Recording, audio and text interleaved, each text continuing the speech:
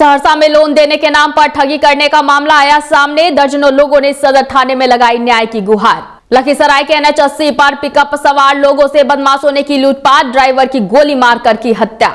औरंगाबाद में सड़क दुर्घटना में आधे दर्जन लोग हुए घायल। 6 पलटी खाने के बाद करीब 20 फीट गड्ढे में जा पलटी वाहन।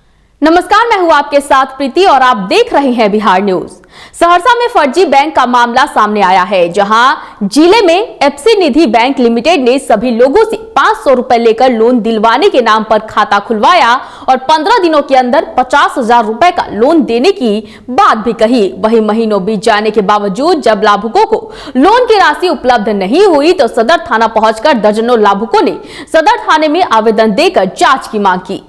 रुपये लिए थे और बोला 50,000 रुपया देंगे। 500 रुपया लिया और बोला था 1 महीना के अंदर में काम हो जाएगा। 1 महीना में पासबुक दिया और 4-5 महीना हो गया है। का नाम बोला ये कि FC निधि लिमिटेड बैंक है, ठीक है। हमसे बोला कि तुम जो है मतलब फील्ड वर्क में काम करो, मेरा ID लगा दिया है, ठीक है। ID उसका ये है, ठीक है। वो बोला कि पहले अकाउंट ओपन करना, ठीक है, और तुम जो है 400 रुपया यहाँ लगेगा, ठीक है। तुमको एक खाता पर 29 रुपया कमीशन मिलेगा, ठीक है। तो वो कमीशन नहीं मिला तो हम क्या किए, 500 लेना शुरू कर दिए। क्या कि एक बार हमको फॉर्म लेने के लिए आना पड़ता था, फिर पासबुक पहुंचाना पड़ता। हम तेल कहाँ से डालते। क्या करें, 50,000 लोन कह के दिया था। 8 दिन का नाम दिया पासबुक का, तो 8 दिन में 1 महीना में पासबुक दिया। उसके बाद 4 महीना हो गया, अभी तक जो है पैसा नहीं दिया। 6,000 रुपया भरना दिया। किसके द्वारा आप लोगों को प्रबोलन दिया गया था? मुर्शीद भाई के द्वारा। लखीसराय जिले के NH 80 पर बदमाशों ने लूटपाट के बाद एक पिकअप ड्राइवर की गोली मारकर हत्या कर दी। इस दौरान पिकअप पर सवार अन्य लोगों के साथ भी मारपीट की गई है। तकरीबन आधे दर्जन से अधिक की संख्या में बिना नंबर प्लेट की स्कॉर्पियो पर सवार बदमाशों ने इस घटना को अंजाम दिया। मृतक मुंगेर के केशवपुर स्थित जानकी नगर का निवासी पंकज कुमार बताया जा रहा है। डाक पार्सल की गाड़ी लेकर के पटना की ओर जा रहे थे, तो हम लोग सात बाबा के पास रुके। सात बाबा का मंदिर है सूर्यगढ़ा से पहले, तो हम लोग वहाँ रुके। वहाँ से भी जो है मंदिर में प्रणाम उनाम किए, फिर उसके बाद वहाँ से चले। तो मैं वहाँ पे एक पहले से गाड़ी स्कॉर्पियो लगी हुई थी, जिसमें कि नई गाड़ी थी और उसमें नंबर प्लेट नहीं था। तो हम लोग वहाँ से निकले, तो फिर जो है वो गाड़ी भी हम लोग के निकलने के बाद वो गाड़ी भी आगे आ गई। हम लोग औरंगाबाद के मदनपुर के समीप GT रोड पर सड़क दुर्घटना में करीब आधे दर्जन लोग घायल हो गए। बताया जा रहा है कि बारातियों से भरी वाहन एक दूसरे वाहन से टकरा गई और यह टक्कर इतनी भयानक थी कि वाहन लगभग 6 पलटी खाने के बाद करीब 20 फीट गड्ढे में चली गई। वही घटना के बाद पेट्रोलिंग कर रहे जवानों ने सभी को वाहन से बाहर निकाला और स्थानीय चिकित्सक से प्राथमिक उपचार कराया, जिसके बाद डॉक्टर ने सभी को अनुमंडलीय अस्पताल शेरघाटी रेफर कर दिया। तब तक रैंडमली वो बीच से सीधा लेके सामने आ गया। इस समय क्या है कि हम हो जाए आप, नोबडी कैन डू नथिंग। मैंने तो बचाने का बहुत प्रयास किया था, लेकिन क्या है कि अब हाथ मतलब जान बच गई। बहुत गाड़ी चली गई, अभी क्या कर सकते। तारेगना स्टेशन परिसर में पावर ग्रिड के सौजन्य से सामाजिक दायित्व के तहत जन सुविधाओं को ध्यान में रखते हुए रेलवे प्रशासन के निर्देशानुसार शौचालय का निर्माण कराया गया है। लेकिन जन सुविधाओं की बात तो दूर रही, 6 महीने बीत जाने के बाद भी इस शौचालय का उद्घाटन तक नहीं हुआ है, जिसके कारण आम नागरिकों को कठिनाइयों का सामना करना पड़ रहा है।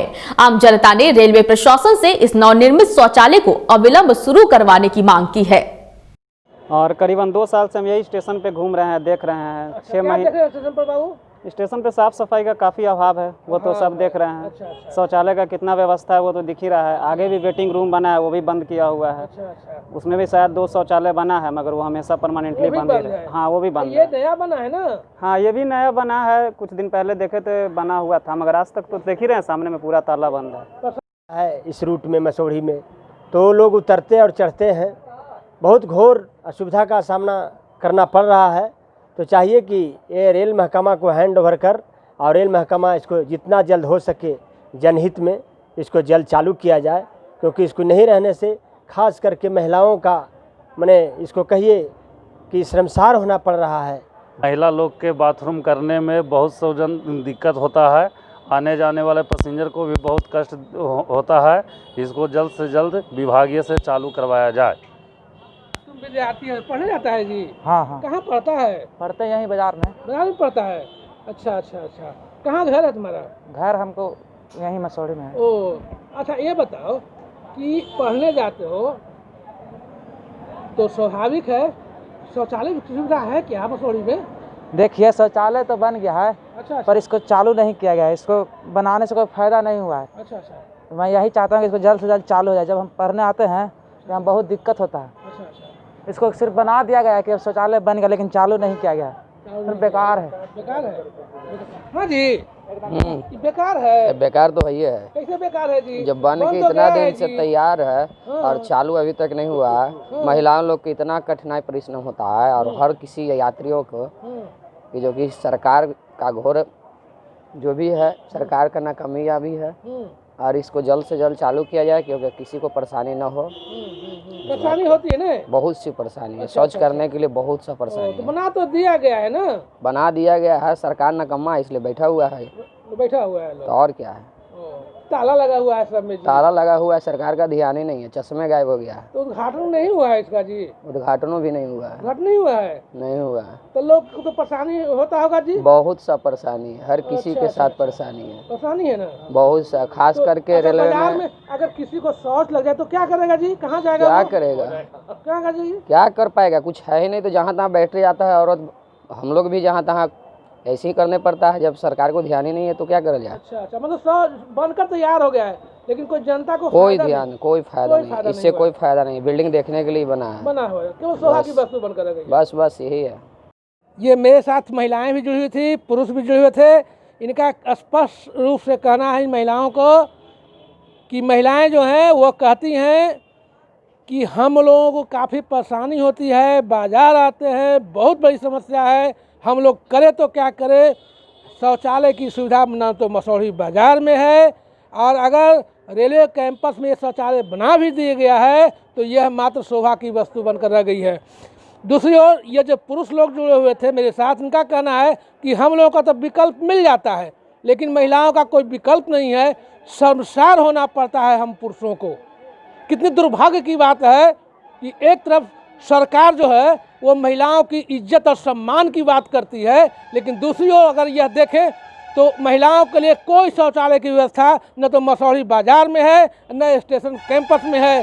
अगर है भी तो वो जो शौचालय है वो मात्र दिखावे के लिए है, शोभा की वस्तु बनकर रह गई है। तो सवाल जनता का है, जनता मांग कर रही है रेलवे प्रशासन से कि अगर ये शौचालय बन गया है, ये तमाम स्टेशन पर जितने भी शौचालय हैं उन शौचालयों को यथाशीघ्र चालू करें। अजय कुमार, बिहार न्यूज, पटना। बिहार सरकार एक तरफ जहां बच्चों के सशक्त शिक्षा और दीक्षा को लेकर कई दावे करती है तो वहीं अररिया के फारबिसगंज से शिक्षा विभाग के मनमानी और लापरवाही की तस्वीर सामने आई है। बता दें कि फारबिसगंज प्रखंड के आरटी मोहन पंचायत स्थित प्राथमिक विद्यालय में शिक्षा विभाग की लापरवाही को लेकर ग्रामीणों ने स्कूल परिसर में स्कूल के प्रधानाध्यापक के साथ मिलकर स्कूल भवन के निर्माण पर विचार विमर्श किया। बता दें कि ग्रामीणों ने इस स्कूल के लिए जमीन दान किया था और उसके बाद सभी ने मिलकर मकान बनाया, लेकिन पिछले 1 साल से यह झोपड़ी का मकान भी गिर गया। वहीं इस विद्यालय को बनवाने के लिए ग्रामीण सरकार और शिक्षा विभाग की तरफ टकटकी लगाए हुए हैं, लेकिन अब तक शिक्षा विभाग की तरफ से कोई पहल नहीं की गई, जबकि इस स्कूल में 4 शिक्षक और 2 टोला सेवक भी कार्यरत है। अभी तो वाला कुर्सी रहता हूं ना बैठ गया, अभी इतना जबरदस्त गलत नहीं है सर, हमको कहीं डर नहीं है। डरने का यार कोई लड़ाई गलत नहीं, 13 साल से नहीं है, डर नहीं है, लेकिन यही। मैं प्राथमिक विद्यालय मंडल टोला रैकुर टिलामोन की प्रधान शिक्षिका हूँ। ये 2007 की विद्यालय है। यहाँ 4 शिक्षक शिक्षिका हैं, 2 टोला सेवक सेविकाएं हैं। यहाँ 236 बच्चे नामांकित हैं। मैं जब से यहाँ कार्यरत हूँ मैंने अपने द्वारा बहुत बार प्रयास किया, लेकिन विभाग के द्वारा कभी कंसेस नहीं होने के कारण मेरा विद्यालय बहुत ही खराब स्थिति में है। Gram panchayat RT Mohan ward number 5 में ये स्कूल अवस्थित है। यहाँ पे 13 साल से स्कूल चल रहा है। साथ में इस स्कूल का निर्माण हुआ। बेगूसराय में गंगा स्नान करने के दौरान झमटिया गंगा घाट पर डूबने से 2 भाइयों की मौत हो गई।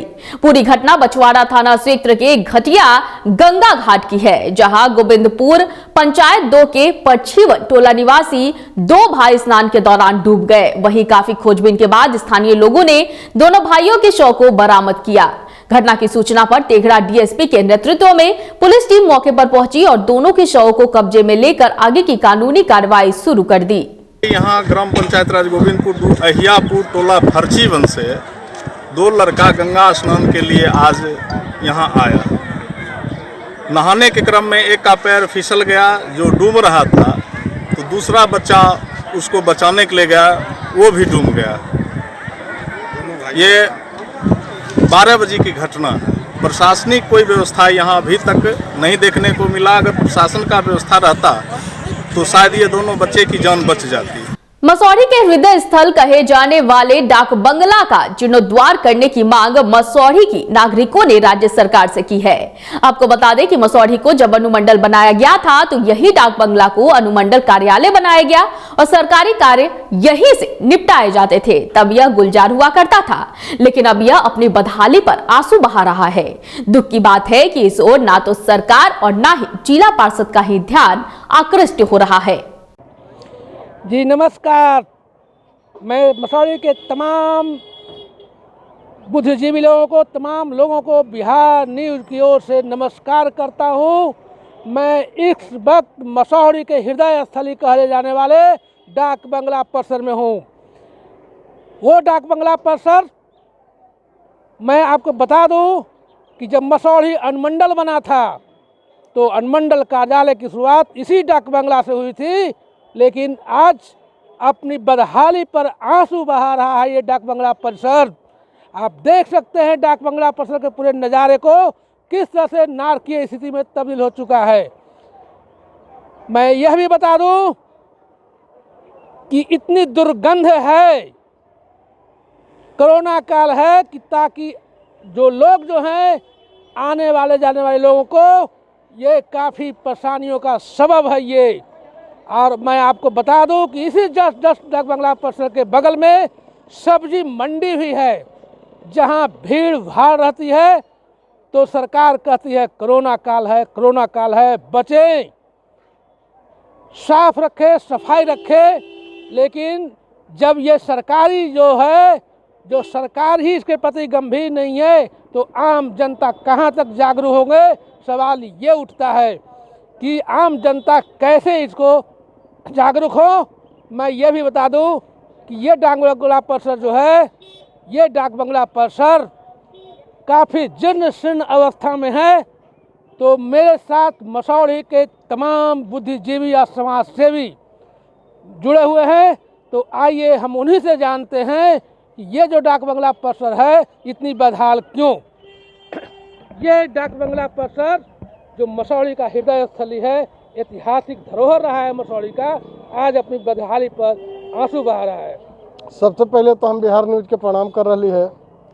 आज बड़ा दुख के साथ कह रही है कि मसौढ़ी के हृदय स्थल हल डाक बंगला, एक ज़माना में जितने भी अतिथि लोग आवा हल थी सब यहीं ठहरल हल। शुरू में अनुमंडल जब बनल मसौढ़ी तो 84 में करीब यहीं पर सब पूरा कोर्ट तोट चला हल। लेकिन आज जो कोरोना काल के जो बात हो रहा है, तो आज जो कोरोना काल में सरकार जो एक तरफ कह रहा है कि साफ सफाई और गंदगी से दूर रखल जाए, लेकिन ये लगे है कि इस उपदेश सिर्फ दूसरे लागी, सरकार लागी ना। ये पूरा नगर परिषद है, नगर परिषद के नरक परिषद कहे तो कोई गुरेज बात न है। इसलिए कि नरक परिषद के क्षेत्र में ही जिला परिषद के डाक बंगला है। तो ना तो यहाँ के पटना के कलेक्टर साहब के नींद टूट रहा है, न यहाँ के एक्सिक्यूटिव के, सब के सब रंगले सियार लोग हाथ। आज जो मसौढ़ी के हालात है कि देखे सब्जी मंडी के जो जाम के हवाला दिल जाए, इतना जमीन रहते भर में चारों तरफ से अतिक्रमण सब कर रहा है। एगो छोटकी बाजार पूरा कब्जा लोग कर लेलक यही फेरा में। आज यहू पर हाथ लगल है। आज जाम के समस्या लगी, रोज लाठी पुलिस मार रहा है यहाँ के दुकानदार के, आम लोग यहाँ पीटा पीटी चल रहा है। लेकिन ये जमीन पड़ती है, एकरा में छोटे छोटे फुटपाथी दुकानदार के यहाँ जगह कि बना दिल जाए तो लाखों करोड़ों के रुपये आमदनी हो सके है इस जिला प्रशासन के, लेकिन एकरा कुंभकर्णी नींद में न टूट रहा है। हमने एक बड़ी आंदोलन के मूड बना रही है कि अगर प्रशासन एकरा पर ध्यान न दे तो एक बड़ा आंदोलन सब्जी मंडी के लेकर के एसडीओ के घेराव कल जाए, कलेक्टर के घेराव करल जाए, तबे नींद टूटत। ई बीमारी महामारी फैले के ई मसौड़ी डाक बंगला न्योता दे रहा है। आज हमने के मांग कर रही है कि जल्दी एकरा जो है से तमाम फुटपाथी दुकानदार के एकरा में बसा करके साफ सुथरा बनावल जाए। हम नवल भारती मसौड़ी।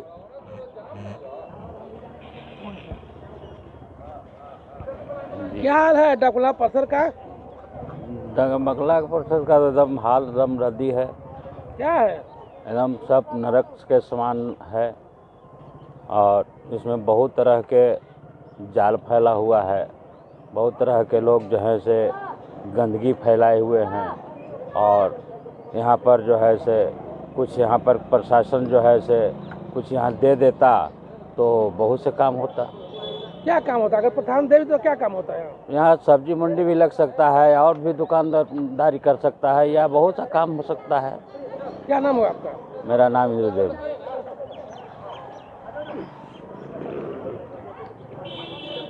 मसौड़ी का कभी गौरव था ये डाक बंगला, तो क्या हो गया? ऐसी क्या परिस्थिति उत्पन्न हो गई कि आज डाक बंगला परिसर नरक में तब्दील है? मसौड़ी की जनता की डाक बंगला के देखकर बहुत अभाग होता है कि जो एक दिन इसमें डाक बंगला में अनुमंडला कार्यालय चलता था, आवाज़